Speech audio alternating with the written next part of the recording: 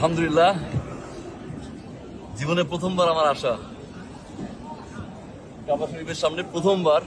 জীবনের এক গুরুত্বপূর্ণ ও পবিত্র যাত্রায় বেরিয়েছেন ছোট পর্দার জনপ্রিয় অভিনেতা মুশফিকার ফারহান। ওমরা পালনে বর্তমানে মক্কায় অবস্থান করছেন তিনি। প্রথমবারে হাজরে আসওয়াদ মানে কালো পাথর যেটাতে চুমু দেওয়াটা আসলে ভাগ্যের চেয়েও ভাগ্যের ব্যাপার।